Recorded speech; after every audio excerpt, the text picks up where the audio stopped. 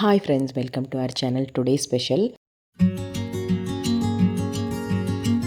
இன்னைக்கு நம்ம சேனலில் ஸ்பெஷல் வீடியோ என்னன்னு பார்த்தீங்கன்னா, நம்ம லோட்டஸ் லில்லிஸ் வளர்க்குறோம் அப்படிங்கிற ஃப்ரெண்ட்ஸ் எல்லாருக்குமே தெரியும். அதில் நான் ஹார்டி வெரைட்டிஸ் பற்றி ரொம்ப யாருமே பேசினது கிடையாது.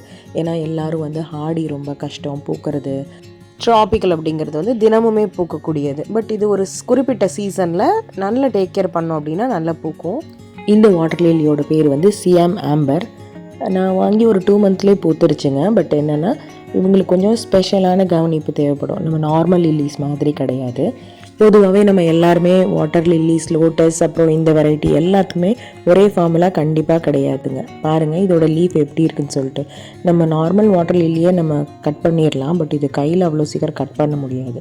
மொத்தமாக இருக்கும், ஃப்ளஷியாக இருக்கும் அந்த ஸ்டெம்ஸ் எல்லாமே. ஆனால் இவங்களுக்கு கொஞ்சம் மெயின்டெனன்ஸ் ஜாஸ்தி தாங்க. நம்ம எவ்வளோ டேக் கேர் பண்ணுறோமோ அவ்வளோ அழகாக பூக்கும். பட் வருத்துங்க, ஒரு 2-3 நல்லாவே பூத்துச்சு. நான் தாங்க கொஞ்சம் கேர் பண்ணாமல் விட்டுட்டேன். பட் இப்போவும் சொல்கிறேன், நீங்கள் இது தனியாக டப் கொடுத்து இல்லை பெரிய கண்டெய்னர் கொடுத்துட்டு அவங்களுக்கு தேவையான இந்த மென்யூர் இதெல்லாம் கொடுத்தோம் அப்படின்னா, ஃபீடு நல்லா கொடுத்தோன்னா அழகாக பூக்கும். அடித்து சொல்லுவேங்க, எந்த வாட்டர் லில்லிக்கும் ஈடு இணை ஆகாது. ட்ராபிக்கல் வெரைட்டிக்கும் இதுக்கும் நம்ம இலையை வச்சே கண்டுபிடிச்சிடலாம் டிஃப்ரென்ஸ். இன்னொன்று பூவோட பெட்டல் ஷேப்பும் வித்தியாசமாக இருக்கும். இலைகள்லாம் பாருங்கள், இந்த பர்ஃபெக்ட் ரவுண்டு இருக்கும். இதில் இவனோட பேர் புட்டரக்ஷா அப்படி சொல்லிட்டு. ஃபர்ஸ்ட் டைம் அவ்வளோ ஹாப்பி எனக்கு பார்த்துட்டு. ஏன்னா இவெல்லாம் பூக்க மாட்டாங்க அப்படின்ற மைண்ட் செட்டில் தான் நானும் வாங்கினேன். பட் இதெல்லாம் டக்குன்னு சர்ப்ரைஸாக பூத்தது. புட்டரக்ஷா, அந்த சியாம் ஆம்பர் எல்லாமே பார்த்தீங்கன்னா நான் பாட் இன் பாட் மெத்தடில் வச்சே ஒரு 25 டேஸில் பூ வந்துருச்சுன்னு நினைக்கிறேன்.